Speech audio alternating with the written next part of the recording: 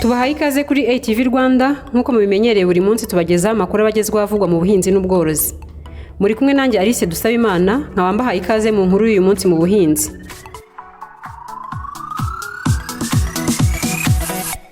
Nkuko twabibasezeranije turakomezanya na gahunda yo kubagezaho amakuru afite aho ahuriye n'inama mpuzamahanga yiga ku ikoreshwa ry'ibiribwa muri Afurika, Africa Food System Forum, izabera i Kigali guhera tariki 2 kugera kuri 6 Nzeri uyu mwaka.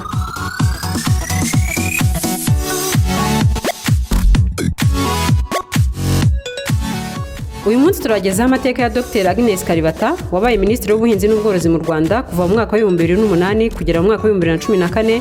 Kuri ubu akaba ari Perezida w'umuryango uharanira impinduka zirambye mu buhinzi muri Afurika, inshingano agiye kumaramo imyaka 10.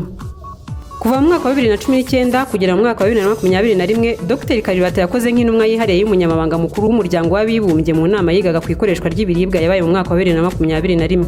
Muri izo nshingano, Dr Kalibata yakoranye n'umuryango w'abibumbye ndetse n'abafatanyabikorwa mu ishyirwaho ry'ubuyobozi, ubujyanama ndetse n'icyerekezo cy'inama mu rwego rwo kugira ngo izatange umusaruro wari witezwe ku igenamigambi ry'imyaka 10 rigamije amavugurura mu ikoresha ry'ibiribwa ku isi mu rwego rwo kugera ku ntego z'iterambere rirambye no ku masezerano ya Paris yo kurengera ibidukikije. Mbere yo kwinjira muri Agra, Dr Kalibata yabaye Minisitiri w'Ubuhinzi n'Ubworozi mu Rwanda kuva mu mwaka wa 2008 kugera mu mwaka wa 2014, aho yafashije u Rwanda kuva mu cyiciro cy'ibihugu bitihagije mu biribwa rukagera ku rwego rwo kuba icyitegererezo ku bindi bihugu byifuzaga kuzana impinduka mu rwego rw'ubuhinzi. Dr Kalibata kandi abo mu nzego z'ubuyobozi n'amakomisiyo atandukanye harimo Komisiyo Mpuzamahanga ku bukungu n'ihindagurika ry'ikirere, akanama mpuzamahanga ku buhinzi n'ikoreshwa ry'ibiribwa mu rwego rw'imirire n'izindi.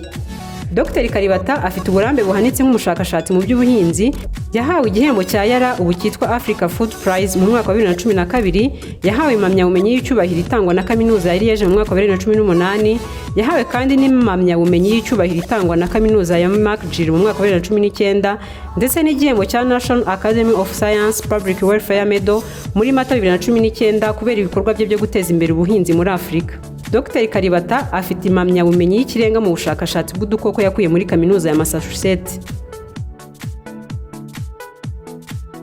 Mwakoze kubana natwe mu nkuru y'uyu munsi mu buhinzi. Munyemerere mbibutse kandi ko tuzakomeza kubagezaho inkuru zifite aho zihuriye n'inama ndetse n'abazayitabira kugera isoje ku itariki 6 Nzeri uyu mwaka. Mugire amahoro kandi mukomeze kunogerwa n'ibiganiro byacu. Mwari kumwe nanjye Alice Dusabimana.